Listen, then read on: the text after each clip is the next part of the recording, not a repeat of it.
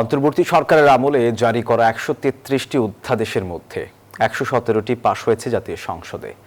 বাতিল হওয়া বাকি ১৬টি অধ্যাদেশ পরবর্তী অধিবেশনে বিল আকারে তোলার কথা জানিয়েছেন সরকার দলীয় চিফ হুইপ।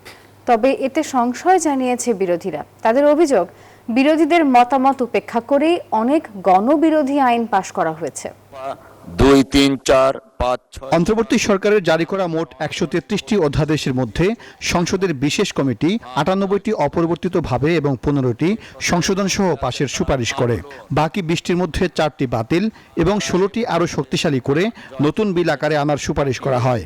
এ বিলের অংশ হিসাবে গৃহীত হল। সরকারি দলের চিফ হুইপ নুরুল ইসলাম মনি জানান, ১৩৩টি অধ্যাদেশের মধ্যে ১১৭টি অধ্যাদেশ প্রথম অধিবেশনে ৯১টি বিল আকারে পাশ হয়েছে। ১৬টি অধ্যাদেশ সংসদে উত্থাপিত না হওয়ায় স্বয়ংক্রিয়ভাবে বাতিল হয়েছে। তিনি জানান, বাতিল হওয়া অধ্যাদেশগুলো পরবর্তী অধিবেশনে উত্থাপন করা হবে। আমরা সুযোগ বিশ্লেষণ করতে চাই এবং রিয়েলি বিরোধীরা তাতে কন্ট্রিবিউট করতে পারে, তার জন্যই আমরা এই বিলগুলোকে ডিফার করেছি এবং বলেছি আগামী যে সেশন বসবে, বাজেট সেশন, সেই সেশনের মধ্যে আমরা এই বিলগুলো নিয়ে আসবো।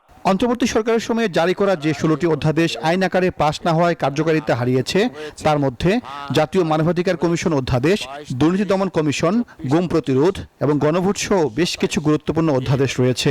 অন্যদিকে বিচার বিভাগের স্বাধীনতার সঙ্গে সংশ্লিষ্ট সুপ্রিম কোর্টের বিচারক নিয়োগ ও পৃথক সচিবালয় গঠনের বিষয়গুলো নিয়ে ৩টি অধ্যাদেশও বাতিল হয়েছে। শুক্রবার জুলাই স্মৃতি জাদুঘর বিল সংশোধনের অভিযোগে সংসদ থেকে ওয়াক আউট করে বিরোধী দল। অধিবেশন শেষে বিরোধী দলের চিফ হুইপ নাহিদ ইসলাম অভিযোগ করেন, সরকার নিজের ইচ্ছে মতো বিলটি সংশোধন করেছে। অনেকগুলো গুরুত্বপূর্ণ অধ্যাদেশ সেগুলাও ল্যাপস হয়ে যাচ্ছে এবং সেগুলো আলোচনারও কোনো সুযোগ রাখা হয়নি। কথা ছিল আজকে ১২টা পর্যন্ত হলেও সে আলোচনার সুযোগ থাকবে। ফলে একটি ওয়াদা ভঙ্গের সংসদে পরিণত হয়েছে আমাদের এই সংসদ। বিরোধী দলের নেতা ডাক্তার শফিকুর রহমান অভিযোগ করেন, যেসব অধ্যাদেশ জনগণের জন্য ভালো ছিল সেসব অধ্যাদেশ কৌশলে বাতিল করেছে সরকার। জাতির নিরাপত্তার সাথে জড়িত, একান্ত স্বার্থের সাথে জড়িত, প্রত্যেকটি নাগরিকের জীবনের সাথে জড়িত, এই সবগুলাকে উপেক্ষা করা হয়েছে। বাতিল হওয়া ১৬টি অধ্যাদেশ পরবর্তী অধিবেশনে বিল আকারে উত্থাপন নিয়ে সংশয় প্রকাশ করেন তিনি। আমরা ওখানে মুখের উপরেই বলেছি, এ পর্যন্ত আপনারা যতগুলা ওয়াদা ভঙ্গ করেছেন, এর ভিত্তিতে আপনাদের উপর আমাদের কোনো আস্থা নাই।